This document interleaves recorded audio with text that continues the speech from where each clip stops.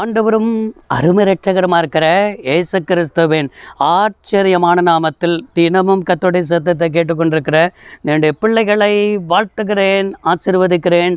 நீங்கள் ஆசீர்வதிக்கப்பட்டவர்கள். இந்த நாளிலும் கூட தீர்க்க தரிசனமான ஒரு வார்த்தை, வனாந்தரத்திலும் வழி செய்வார் என்று ஆண்டவர் சொல்லுகிறார். உங்கள் வாழ்க்கையில் எதெல்லாம் வனாந்தரத்தை போல உணர்கிறீர்களோ, எதெல்லாம் கஷ்ட காலங்களை போல உணர்கிறீர்களோ, எதெல்லாம் ஒரு பதில் வராத ஒரு அனுபவத்தை போல உணர்ந்து கொண்டிருக்கிறீர்களோ, இதெல்லாம் ஒரு காலதாமதமான ஒரு சூழ்நிலையில் உணர்ந்து கொண்டிருக்கிறீர்களோ, பலவீனமான வாழ்க்கையில் வாழ்ந்து கொண்டிருக்கிறீர்களோ, எந்த ஒரு காரியத்தில் இருந்தாலும் உங்கள் வாழ்க்கையில் இதெல்லாம் வனாந்தரமாய் தோன்றுகிறதோ அதெல்லாம் வழி செய்வார். இதுதான் வார்த்தை. ஏசாயா தீர்க்கதரிசன புத்தகம் 43ஆம் அதிகாரம் 19வது வசனத்தில் வாராய் வாசிக்கிறோம்.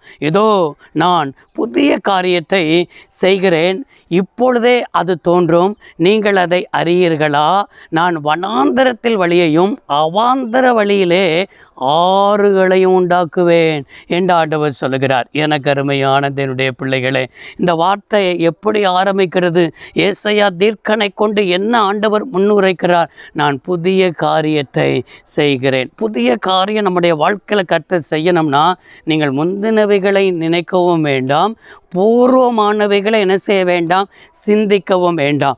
எப்பொழுது நம்முடைய வாழ்க்கையில் தோல்வி, பழைய அனுபவங்கள் இல்லை என்று சொன்னால் ஏதோ தேவனுக்கு விரோதமான காரியங்கள் செய்ததையே நினைத்து கொண்டு பிசாசு உங்களுடைய வாழ்க்கையில் நீ இப்படி செஞ்சவன் தானே, இப்படி நடந்தவன் தானே என்று சொல்லி பழைய பாவத்தையே தூண்டுவான், பழைய செய்கையையே தூண்டுவான், பழைய நினைவுகளையே தூண்டி உங்களை முடக்கி போக வைப்பான். அதனால் முந்தினவைகளை நீங்கள் என்ன செய்ய வேண்டாம், சிந்திக்கவும் வேண்டாம், பூர்வமானவைகளை நினைக்கவும் வேண்டாம். இதோ நான் புதிய காரியத்தை செய்கிறேன் ஆண்டவர் சொல்லுகிறார். புதிய நினைவுக்குள்ள வாருங்கள், புதிய எண்ணத்துக்குள்ள வாருங்கள். புதிய காரியத்தை கர்த்தர் செய்வார் என்று சொல்லி என்ன செய்யுங்கள், விசுவாசியுங்கள். அது இப்பொழுதே தோன்றும். இந்த வார்த்தையை கேட்டுக்கொண்டிருக்கும் பொழுது இப்பொழுது, இதுதான் தீர்க்க தரிசனமான வார்த்தை, இப்பொழுதே தோன்றும்.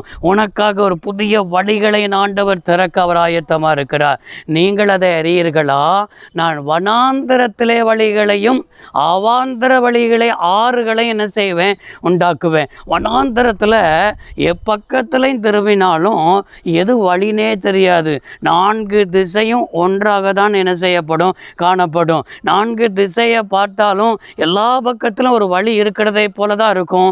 ஆனால் எப்படி போகிறது, என்ன செய்வது என்று சொல்லி நம்ம வாழ்க்கையில் புரியாதபடி என்ன செய்யப்படும், காணப்படும். இதுதான் உங்கள் வாழ்க்கை. ஒன்றுமே புரியாதபடி இருக்கிறீர்களா? ஒன்றுமே விளங்காதபடி இருக்கிறீர்களா?